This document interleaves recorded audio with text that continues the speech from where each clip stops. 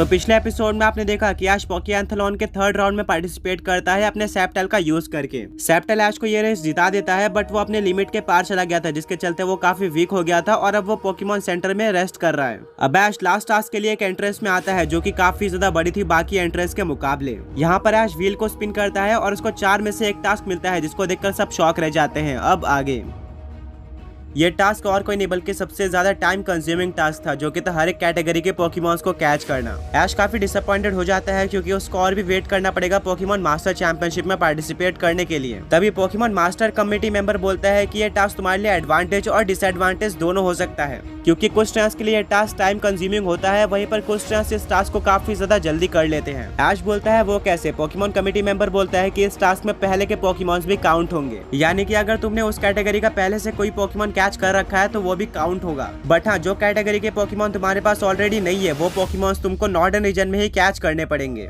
ऐश बोलता है ठीक है, बट हमें कैटेगरीज कैसे पता चलेगी। पोकेमॉन कमेटी मेंबर ऐश को एक लिस्ट देता है, उस लिस्ट में सारी कैटेगरी लिखी हुई थी। ये कैटेगरी थी legendary Pokemon, starter Pokemon, shiny Pokemon, shiny starter, shiny legendary, regional bird, हर एक टाइप का Pokemon, fossil Pokemon, baby Pokemon, एक evolution, ultra beast Pokemon, mega evolve Pokemon, Gigantamax Pokemon, एक रीजनल फॉर्म पोकेमॉन, एक ऐसा Pokemon जो कि एक स्टेज का है, यानी कि वो इवॉल्व नहीं हो सकता, एक पूरा लेजेंडरी ट्रियो और एक स्टार्टर ट्रियो। ये सुनकर ऐश काफी ज्यादा घबरा जाता है क्योंकि यहाँ पर काफी सारी कैटेगरीज थी, इनको फिल करने में काफी ज्यादा टाइम लगेगा। ऐश वो लिस्ट ले लेता है और वो पोकेमॉन मास्टर चैंपियनशिप के टास्क सेंटर से बाहर जाता है। मिस्टी बोलती है कि हमें सरीना को अकेले नहीं छोड़ना चाहिए, उसको हमारे साथ ले लेना चाहिए। ऐश बोलता है तुमने सही कहा मिस्टी।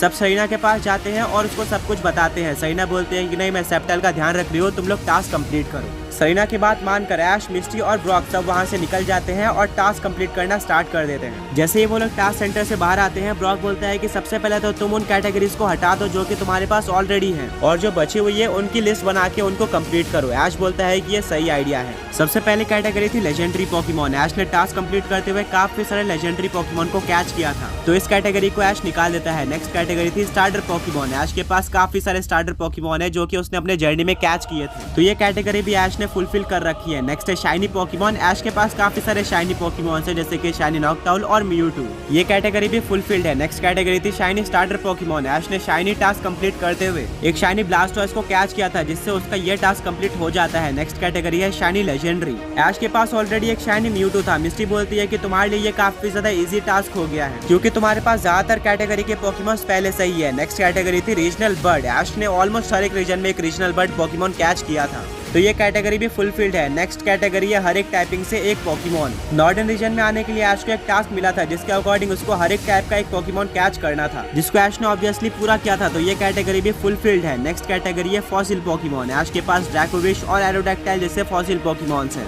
ऐश को शुरू में ये काफी हार्ड लग रहा था, बट अब उसको पता चलता है कि उसके पास ज्यादातर कैटेगरी के पोकेमॉन्स ऑलरेडी हैं। अगली कैटेगरी है बेबी पोकेमॉन। ऐश बोलता है कि हाँ, यहाँ पर मुश्किल हो सकती है, मेरे पास कोई भी बेबी पोकेमॉन नहीं है। मैंने अपने जर्नी में कुछ बेबी पोकेमॉन्स तो कैच किए थे जैसे कि रियोलू और फैनपी, बट आगे जाके वो इवॉल्व हो जाते हैं, तो अब वो काउंट नहीं होंगे। मतलब कि ऐश को एक बेबी पोकेमॉन कैच करना था। ऐश इसको अपनी लिस्ट में लिख लेता है। Next category evolution. ऐश ने आज तक कोई भी ईवी या फिर उसका इवोल्यूशन कैच नहीं किया है, तो इसको भी ऐश अपने लिस्ट में लिख लेता है। अगली कैटेगरी थी अल्ट्रा बीस्ट पोकेमॉन। ऐश को याद आता है कि उसके पास एक नागानाडेल था जिसको वो प्रोफेसर कुकुई से बोल के नॉर्दर्न रीजन में बुला लेगा। नेक्स्ट कैटेगरी है मेगा इवोल्यूशन। ऐश के पास 10 से ज्यादा मेगा इवॉल्व पोकेमॉन्स हैं। अगली कैटेगरी है जायगेंटामैक्स। ऐश के पास जायगेंटामैक्स पिकाचू और जायगेंटामैक्स गेंगार जैसे पोकेमॉन्स हैं। Regional form. ऐश के पास ऑलरेडी एक रीजनल फॉर्म पोकेमॉन था जो कि था गलारियन फारफेच, बट वो इवॉल्व हो जाता है सरफेच में, जो कि अब रीजनल फॉर्म नहीं रहा है, यानी कि ऑफिशियली ऐश के पास करेंटली कोई रीजनल फॉर्म पोकेमॉन नहीं है, यानी कि ये टास्क ऐश को कंप्लीट करना होगा। ऐश रीजनल फॉर्म को अपने लिस्ट में लिख लेता है। अगली कैटेगरी है ऐसे पोकेमॉन जो कि इवॉल्व नहीं हो सकते, यानी कि सिंगल स्टेज पोकेमॉन। ऐश को याद नहीं आता कि उसके पास ऐसा कोई पोकेमॉन है या फिर नहीं है, इसको ऐश अपने लिस्ट में लिख लेता है। पर तभी ब्रॉक बोलता है कि जहाँ तक मुझे याद है तुमने जोटो रीजन में एक हेराक्रॉस कैच किया था, वो एक सिंगल स्टेज पोकेमॉन है जिसके पास कोई प्री एवोल्यूशन या फिर एवोल्यूशन नहीं है। ऐश बोलता है कि हाँ, तुमने सही कहा ब्रॉक, और ऐश इस कैटेगरी को भी कट कर देता है। नेक्स्ट कैटेगरी थी लेजेंडरी ट्रियो। डेफिनेटली ऐश के पास कोई लेजेंडरी ट्रियो पोकेमोन नहीं था। ऐश इसको अपने लिस्ट में लिख लेता है। नेक्स्ट कैटेगरी है स्टार्टर ट्रियो। ऐश के पास 2 स्टार्टर ट्रियोस हैं,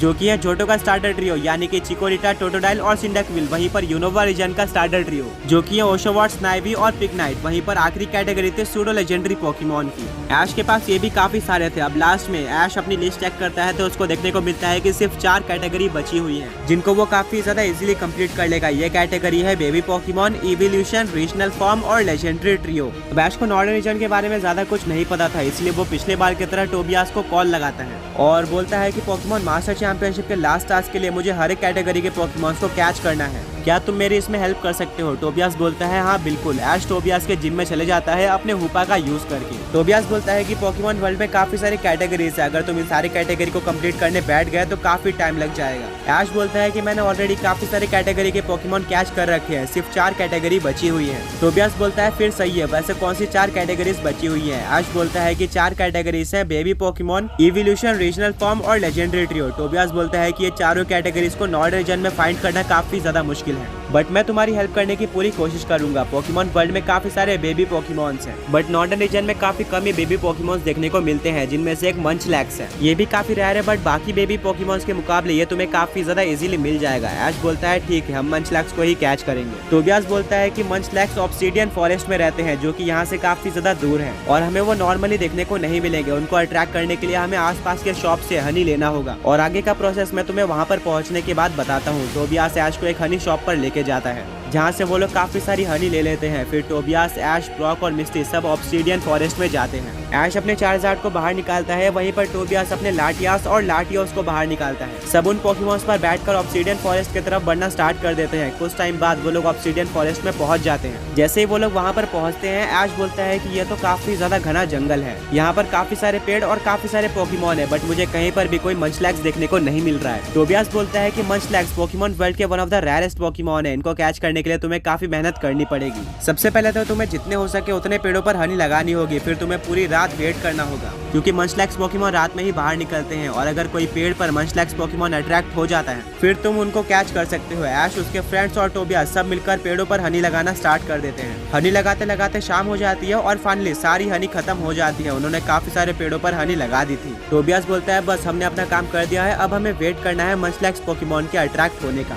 फिर तुम उनमें से किसी एक को कैच कर लेना। टोबियास बोलता है कि जब तक तुम मंचलैक्स नहीं पकड़ लेते तब तक मैं यहीं पर रहता हूँ, मुझे करंटली कोई जिम चैलेंज नहीं मिला है। ऐश टोबियास को थैंक यू बोलता है और वो लोग वेट करना स्टार्ट कर देते हैं। अब रात हो जाती है, सब अपने डिवाइस का यूज करके टेंट बना लेते हैं और उसके अंदर सोना स्टार्ट कर देते हैं। जब सब सो जाते हैं तो टोबियास ऐश के टेंट में आता है और बोलता है कि 2 बज चुके हैं, अब हमें बाहर जाके चेक करना चाहिए कि मंचलैक्स अट्रैक्ट हुए हैं या फिर नहीं हुए हैं।